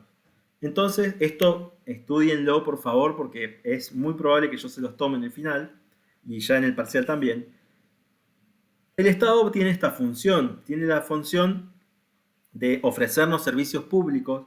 La educación, la salud, la seguridad social, son servicios públicos, ¿sí? Y llevados a cabo por funcionarios y servidores públicos, personas que trabajan para la nación, pero todo esto se tiene que soportar principalmente con tributos. Después hay otros ingresos que son el crédito, como vimos recién, y el endeudamiento o la emisión monetaria. Bueno, acá, estos son lo que recién veíamos, lo mismo que vimos recién. Salud, justicia, educación, seguridad social, defensa, transporte, lo que vimos recién. El gasto público, acá está lo que yo les decía del derecho. Erogaciones pecuniarias es erogaciones de dinero. Pecuniario es dinero. ¿Qué hace el Estado para cumplir sus fines administrativos, económicos y sociales? Bueno, acá tenemos distintas cosas, tenemos el gasto público se puede tomar como gasto corriente, que sería salud, educación, seguridad social, gasto de inversión, que sería infraestructura, y atención a la deuda, porque dentro de los tributos del Estado también tiene deuda que pagar. O sea, con esos pocos ingresos que tiene, encima tiene que pagar deuda. Bueno, los recursos del Estado, esto es muy importante, nosotros dijimos que eran los tributos. Pero bueno, no es así, pero hay otra vuelta de rosca más. Nosotros decimos que tenemos recursos originarios, recursos o inmediatos, derivados o mediatos, ordinarios y extraordinarios. Ahora los vamos a diferenciar. Originarios, recursos originarios del Estado, tiene que ver con la soberanía del Estado, ¿sí? El Estado nacional, ustedes no sé si seguramente lo habrán visto en la escuela o lo sabrán, quizás alguno por sus hijos. Cuando nace la Argentina, antes de que nazca el Estado Nacional, ¿qué existía previo al Estado Nacional? Las provincias. Estaba la provincia de Córdoba, la provincia de Buenos Aires, la provincia de Santa Fe, la provincia de Mendoza. Habían provincias.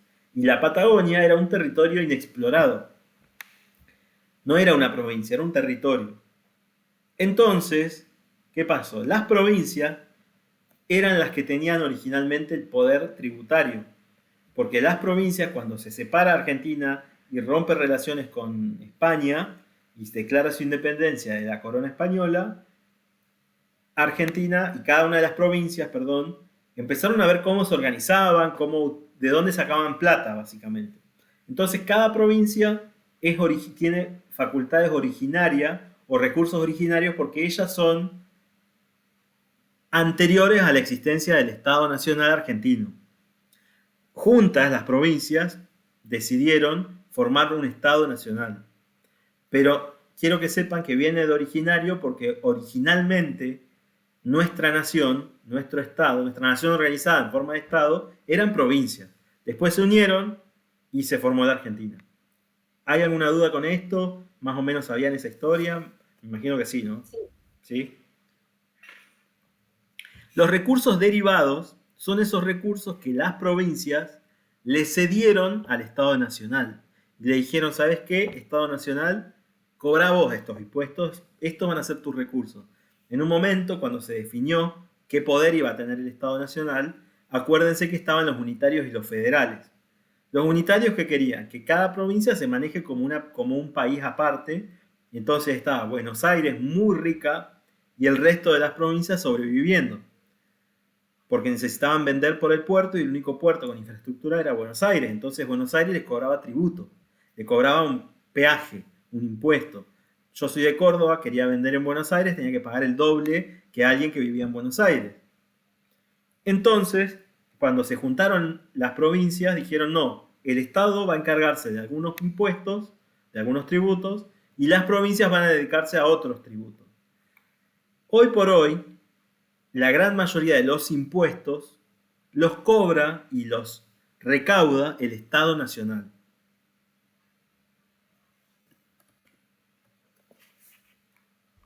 De hecho, hay gente, profe, esto está asociado, por ejemplo, cuando dicen que si nosotros tuviéramos todas las ganancias del petróleo y no fuera repartición, por decir de alguna manera, tendríamos algunas cosas mayores.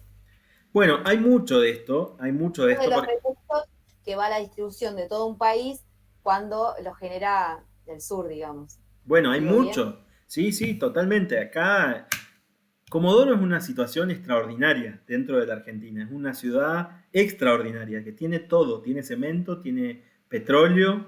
Es una ciudad y pesca extraordinaria. Tendría que ser una ciudad mucho más rica de lo que es. Eso estoy totalmente de acuerdo, porque acá salen miles de millones de dólares diarios en petróleo nomás. Salen de acá, del kilómetro 3. ¿Y qué pasa? Nosotros, como dice la compañera, coparticipamos, es decir, repartimos esos ingresos con el resto de las provincias. Entonces hay una ciudad en otra provincia, no voy a nombrar a ninguna, pero hay una ciudad en otra provincia donde no hay empresas, no hay trabajo privado y donde no se produce nada. Y esa provincia, en esa ciudad, viven gracias al aporte solidario de otras provincias y de otras ciudades hiperproductivas como Comodoro, y ahí está lo que decía nuestra compañera.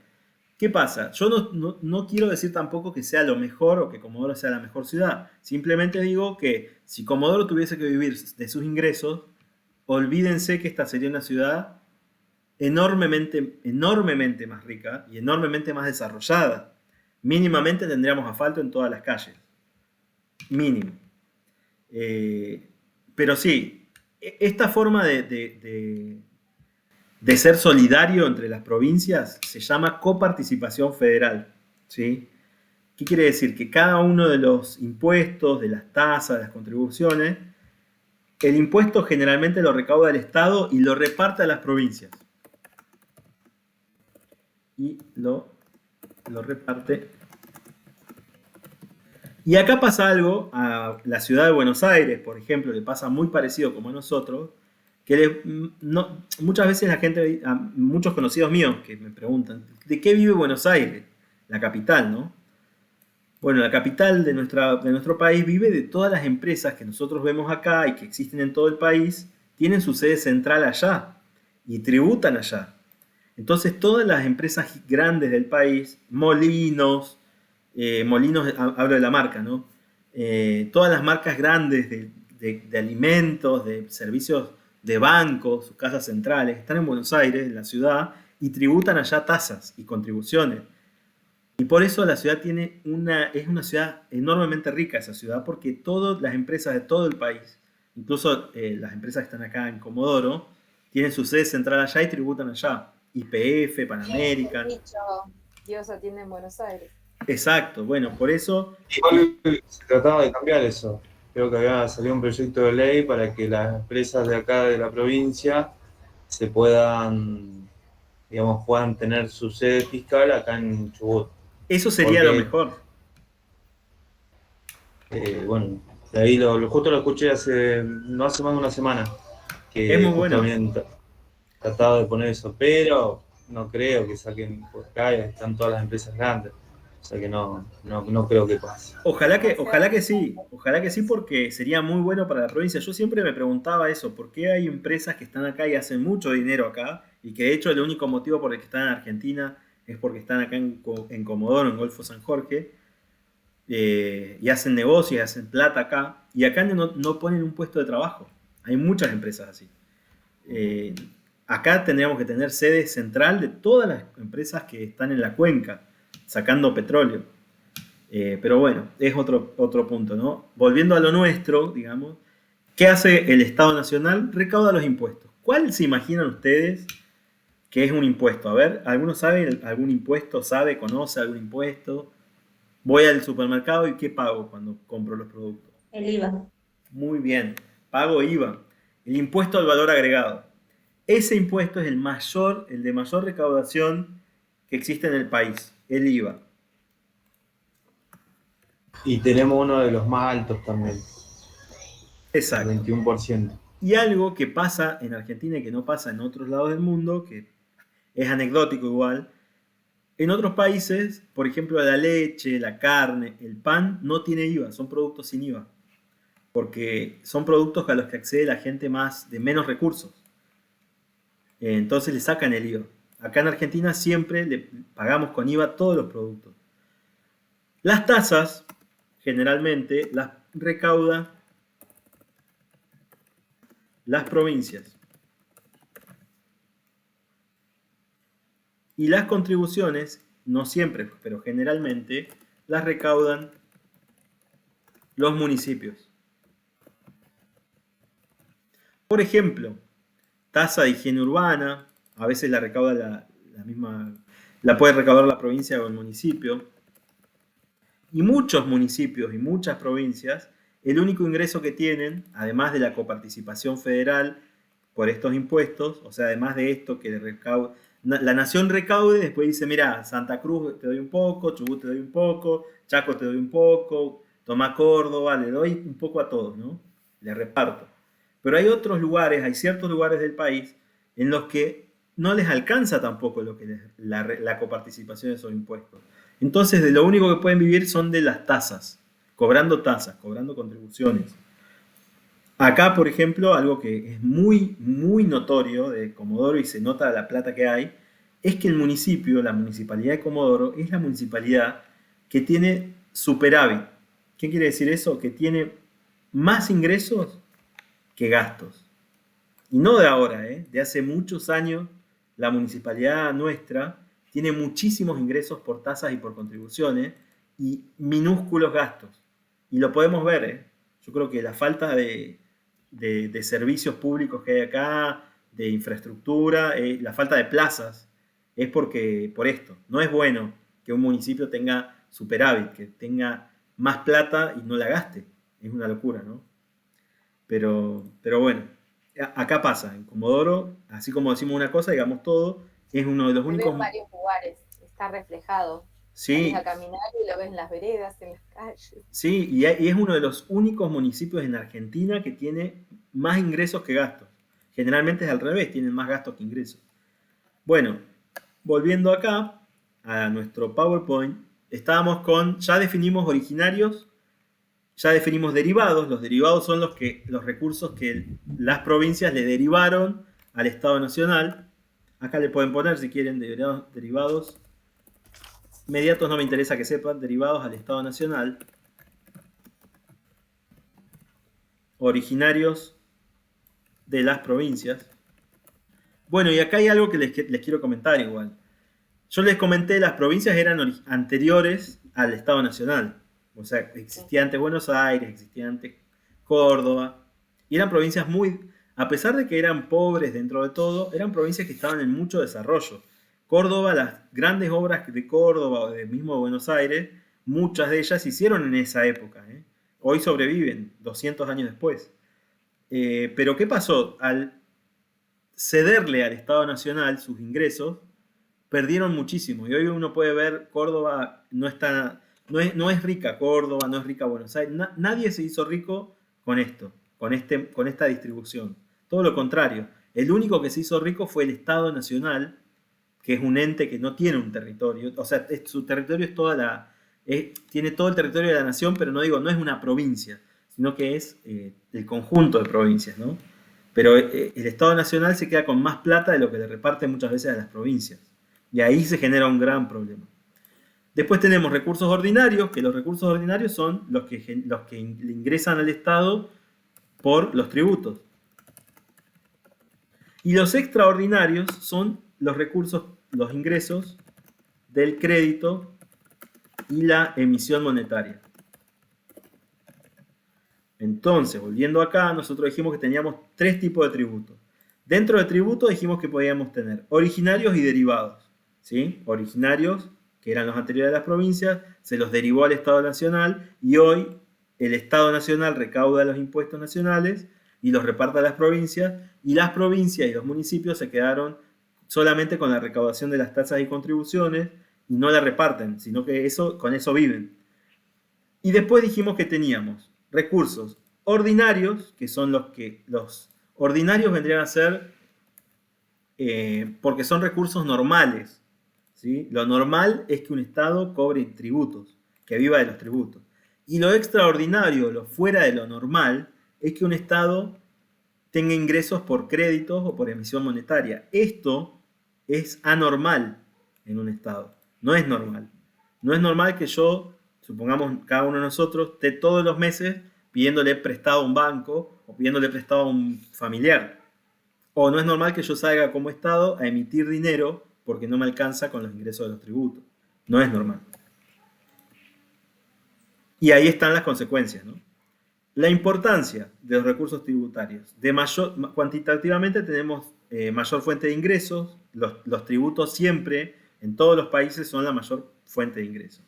Y la importancia cualitativa es que genera la política económica y social del Estado, ¿sí? El Estado define su política. Recuerden que los gastos de cada uno de los estados se basan en necesidades que son políticas, en base a la política.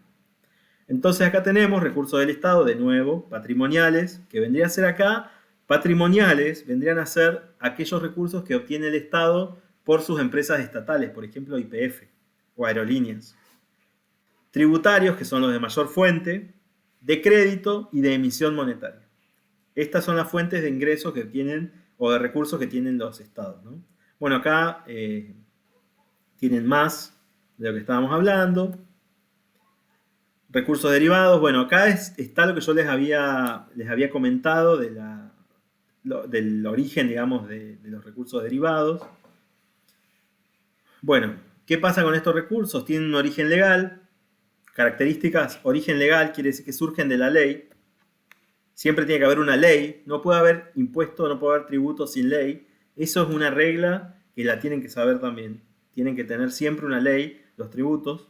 El fin tiene que ser público. Y la coerción recaudatoria quiere decir que me va a recaudar bajo amenaza. Coerción es amenaza, ¿sí? Coerción recaudatoria, amenaza recaudatoria. Origen legal, bueno, acá es muy importante esto, por favor léanlo. ¿Qué es el origen legal de los impuestos? Dice que como consecuencia del principio de legalidad, recogido por la mayoría de las constituciones occidentales y sistemas del derecho común, del derecho sajón, nos dice que no hay impuestos sin representación, o que existe la necesidad de la representación de la voluntad general para legitimar un tributo. Lo que yo les decía recién del Congreso. El Congreso, cuando crea leyes y sobre las leyes crea los tributos, lo hace porque tiene la capacidad de representar a todos los ciudadanos de la nación, ¿sí? A cada uno del pueblo, digamos, ¿no? El fin público que tienen que tener los impuestos dice que se deben aplicar a los fines de financiar a la actividad estatal. Pueden ser extrafiscal o extrafiscal, pero siempre público. Que un fin público sea fiscal quiere decir que yo cumplo mis metas fiscales.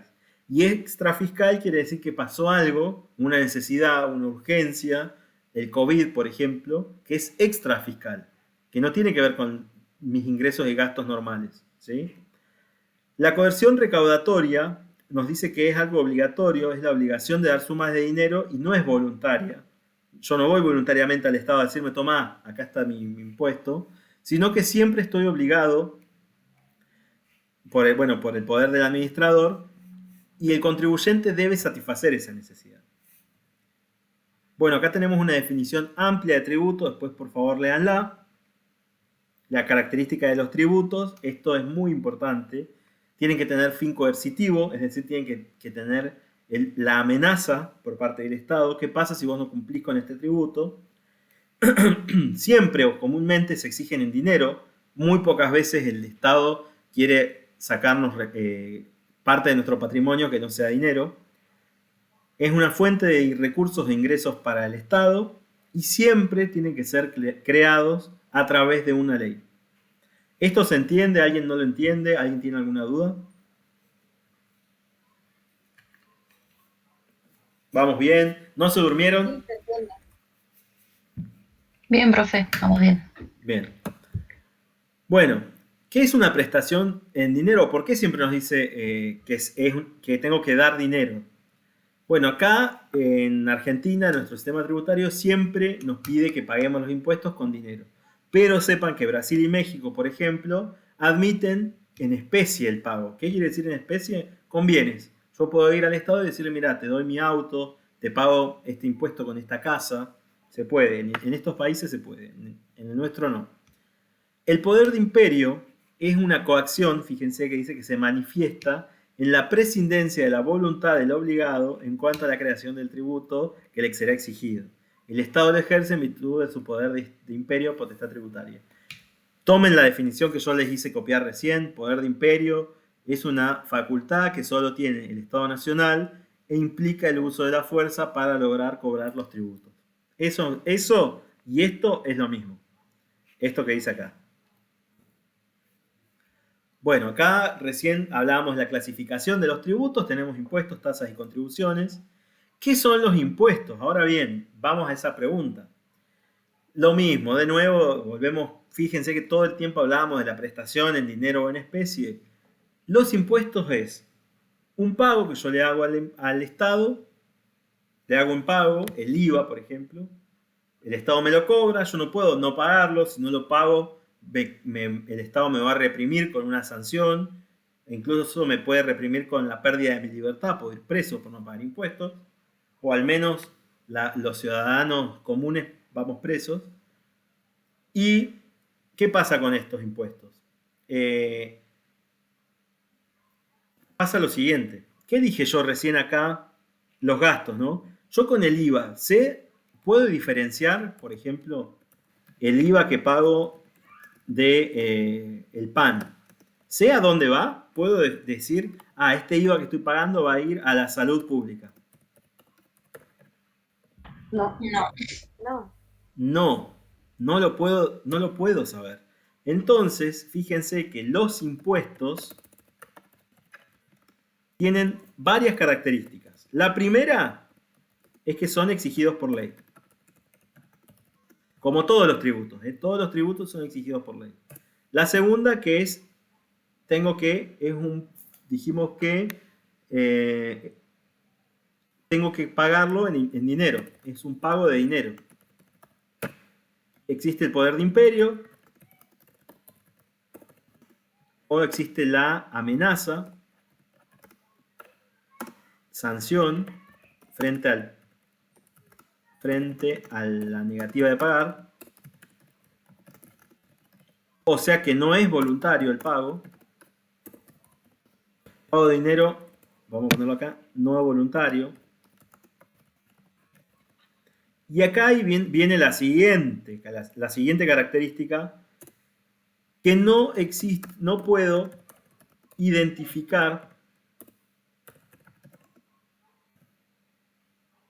dónde va mi dinero.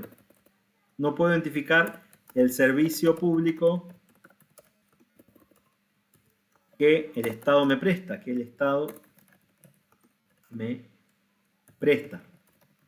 Me presta significa que el Estado me está... Vieron que la ley dice, vos pagame esto y yo voy a darte esto. Yo te voy a dar servicios públicos. Bueno, yo no puedo identificarlos. Esto se llama servicio público indivisible. Yo no lo puedo identificar, no sé dónde está, no sé dónde va la plata de mi impuesto. ¿Sí? Yo pago el IVA, pero no sé si con ese IVA que pagué del pan, el Estado lo va a poner en educación, el Estado va a financiar la salud, si el Estado va a crear una ruta, no lo puedo saber. No puedo identificar el servicio público que el Estado me está prestando. La actividad estatal no la puedo identificar. Eso es lo que nos dice esta diapositiva. Me presta servicios públicos indivisibles, me dice acá. Aquellos cuyos beneficios no pueden individualizarme. ¿Qué pasa con la tasa? Acá la tasa es distinta. La tasa tiene otras características. Comparte obviamente con los impuestos lo mismo. Son exigidos por ley. Exigidos más bien o creados, ¿no? Hay un pago de dinero también obligatorio, no voluntario. También existe poder de imperio o amenaza. Y acá cambia, a diferencia del impuesto, sí puedo identificar el uso o gasto del Estado porque existe actividad estatal. ¿Sí? ¿Qué significa esto? Ustedes pagan la tasa de alumbrado público, ¿no? Todos la pagamos. ¿Puedo ver el alumbrado público? Yo pago la tasa, ¿veo el alumbrado?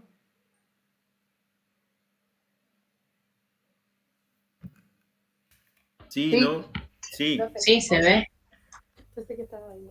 Entonces, yo pago esa tasa, veo el alumbrado. Pago la tasa de barrido y de recolección de residuos. ¿La veo? Sí. Bien. Sí. A diferencia del impuesto, en la tasa yo sí puedo identificar la actividad estatal. Puedo identificar el gasto. Puedo verlo, ¿sí? Entonces, si yo, por ejemplo, ejerzo, no sé, digo, no, ¿sabes qué? No voy a pagar los servicios públicos, no me interesa pagarlo, ¿qué va a hacer el Estado? Me va a ir a cobrar. Me va a decir, no, pagámelo. Si no me pagás, me lo voy a cobrar. Y si no, muchas veces pasa de, por ejemplo, yo tengo un kiosco, supongamos, y yo tengo que pagar la tasa de comercio y de seguridad e higiene. Y si no lo pago, ¿qué va a pasar? Me clausuran el negocio, no puedo seguir trabajando. Entonces yo, frente al pago o no pago, puedo ver la actividad estatal. Y si no lo pago, no tengo el servicio. Si todos nosotros decidimos no pagamos más el alumbrado público, les puedo asegurar que no vamos a tener más servicio, no va a funcionar más el alumbrado público. Entonces la diferencia que tiene la tasa con el impuesto es que en la tasa puedo identificar el gasto. Puedo identificar a dónde está yendo la tasa que estoy pagando en el alumbrado público. ¿Y qué pasa con la contribución? Generalmente se llama contribución de mejoras. Lo mismo que vimos recién. Las características, las mismas. Exigida por ley, pago de dinero obligatorio, no voluntario, y hay poder de imperio o amenaza por parte del Estado. Generalmente acá dijimos quiénes los cobran. ¿Quiénes cobran las tasas? La provincia. ¿Y quién más? Muy bien. Provincia y municipio. Contribución de mejoras, provincia y municipios. Bien.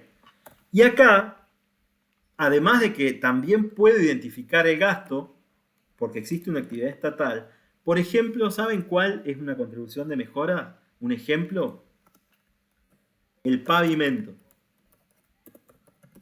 El pavimento se paga entre los vecinos que tienen el beneficio de tener el pavimento, ¿no? Se paga y me viene la contribución para pagar.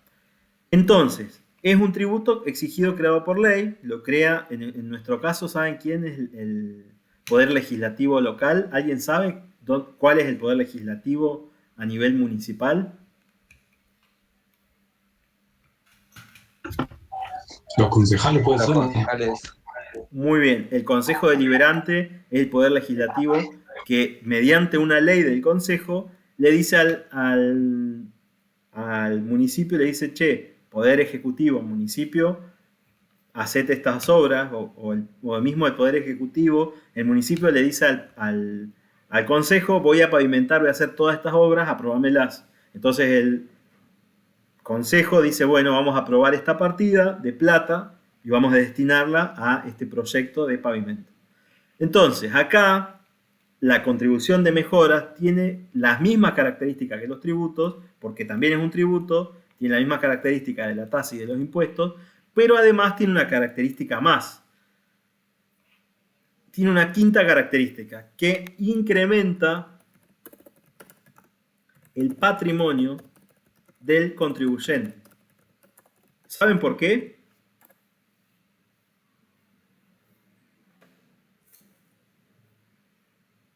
¿Se imaginan? ¿Qué pasa cuando en una casa o en un barrio hacen asfalto? Sí, porque no es lo mismo que usted viva con una calle de cemento a que viva en un barrio de piedras. O sea, Por el en valor del inmueble aumenta. entonces se va a enriquecer. Exacto, aumenta el valor del inmueble, se Por propiedad enriquece. privada va a tener otro costo. No es lo mismo estar en un barrio, no sé, con determinadas características que en otro. No quiero entrar en detalle. Excelente, excelente. Están bien, van por el camino. Una casa que tiene pavimento aumenta su valor. Si yo lo salgo a vender, vale más. Otra contribución de mejoras, por ejemplo, en Buenos Aires pasa mucho el tema del subte. Cuando hay un subte o se hace una boca de subte, es muy atractivo para la gente vivir cerca de un subte porque llegás rápido a todos lados y dentro de todo es barato. Entonces, cuando vivís en el centro, que tenés todo, se supone que vas a vivir medio, claro, mentira, exacto. Vas a vivir cerca de todo, etc. Entonces vos vas a decir, si tenés un departamento y ya te hacen una obra cerca, por ejemplo, la pileta esta que van a hacer municipal, creo que es municipal, de YPF, ahí en Roca, va a aumentar el valor de todas las casas alrededor, porque todo el mundo va a querer vivir cerca de una pileta. O mismo, no sé, acá imaginemos que en Comodoro van a hacer una obra, supongamos que hagan una autopista, y entonces todo el mundo va a querer vivir cerca porque dicen, va a pasar mucha gente por ahí, los negocios se van a querer instalar ahí. Bueno, incrementa el patrimonio del contribuyente. Es el único de todos estos 3 tributos que incrementa el patrimonio del contribuyente. Es indirectamente, indirectamente porque lo hace más deseado al lugar, ¿sí? Alguien que vive con asfalto ya dice, puedo vender esta casa un poquito más. Bueno, acá, sí. ¿Sabe qué me hizo acordar? En la autopista en Buenos Aires, la última que se estableció, que ahí se pueden ver varios ejemplos de eso. Se ven, por ejemplo, la quita de la propiedad privada para hacer algo que fue en beneficio de todo Buenos Aires. Se ve también esto que usted decía del incremento de la propiedad privada a los que se quedaron, digamos, a los que les fue beneficioso. Se ven varias cosas.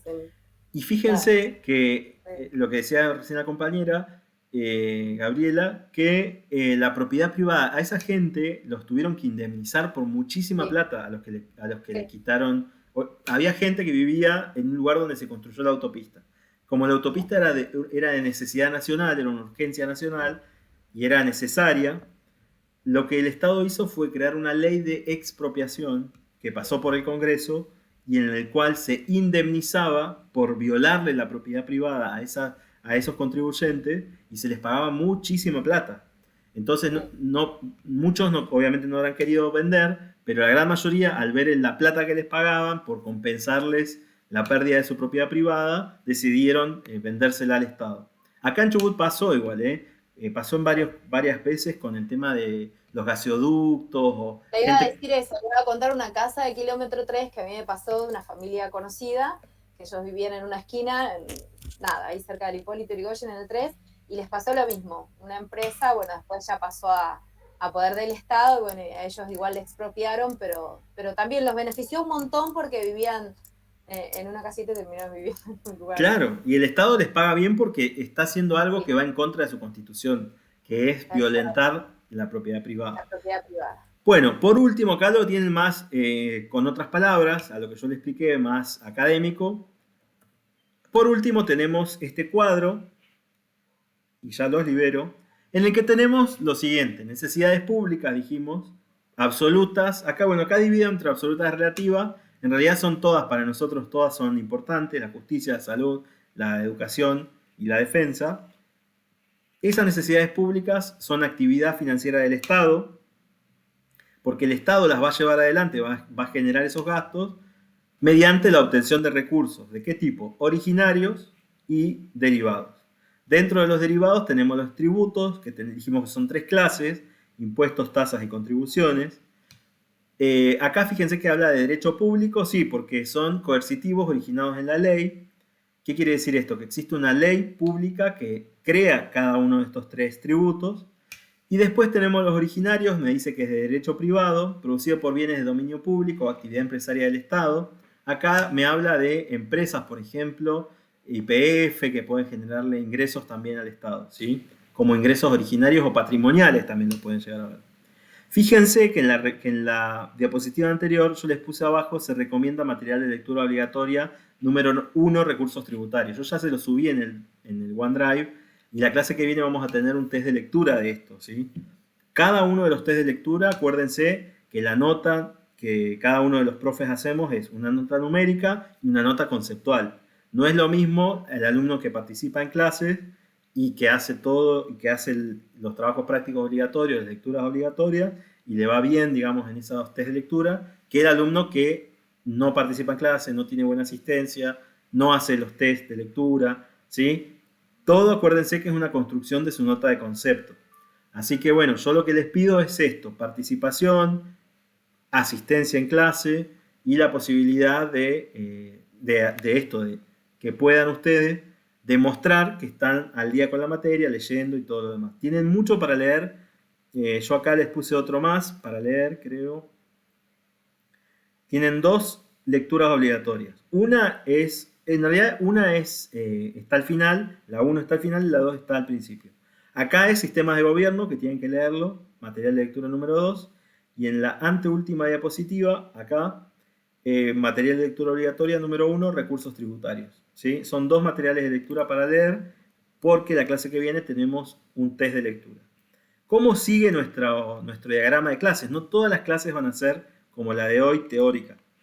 Ya la clase que viene vamos a hablar termina la parte teórica y después arrancamos con el impuesto a las ganancias, práctica. ¿Sí? Práctica de impuesto a las ganancias, definición, teoría de la fuente, bueno, un montón de cosas que son muy interesantes y que van a servirles un montón también en el caso que algunos de ustedes les estén descontando, o si tienen algún conocido que les descuenta, van a entender cómo funciona ese impuesto y cómo se liquida. Después, más adelante, después el primer parcial básicamente va a ser potestades tributarias, poder tributario, lo que estuvimos viendo hoy, impuesto a las ganancias, y el segundo parcial arranca con bienes personales, con IVA, con la liquidación de IVA y con ingresos brutos y monotributos, ¿sí? Ese va a ser el segundo parcial. Y el final va a incluir todo, obviamente. Bueno, hasta acá estamos. ¿Hay alguna duda, alguna consulta, alguna pregunta? ¿Se entendió lo que dijimos, las diferencias que vimos entre los tributos?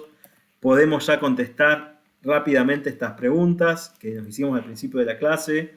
¿El impuesto es un tributo? ¿Quién me puede decir qué es el impuesto?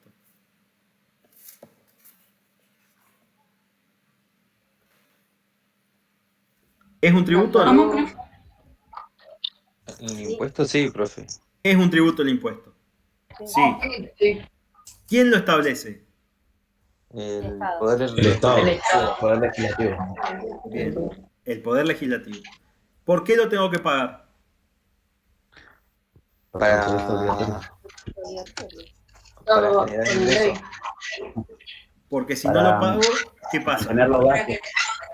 Van a ejercer su poder constitutivo. Necesita el poder imperio. Exacto. Porque lo pago. ¿Por qué debería pagarlo? Porque si no lo pago, tengo sanciones. El Estado me amenaza con su poder de imperio para que los pague. Si yo no los pago, me sanciona.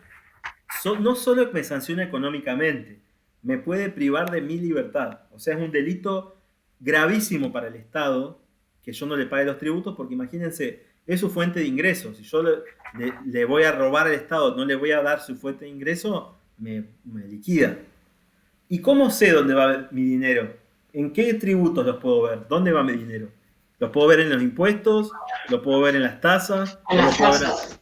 En la contribución. En la contribución. Tasa o la contribución. Muy bien. Muy bien. Lo puedo ver en tasa y lo puedo ver en contribución. En esos dos. Tasa y contribución. Bueno, fíjense que ya respondimos estas preguntas. El objetivo de la clase está. Es todo teórico esto, así que les pido lectura, test de lectura 1 y 2, que va a ser la clase que viene. Y bueno, espero que les sea interesante la materia y no dejen de estar en clase. Les voy a tomar asistencia. Ya dejo de compartir. Bueno, empiezo a tomarles asistencia. Un segundito que tengo que ver dónde la tengo, la asistencia. Mientras tanto, ¿hay alguna duda, alguna consulta, alguna pregunta?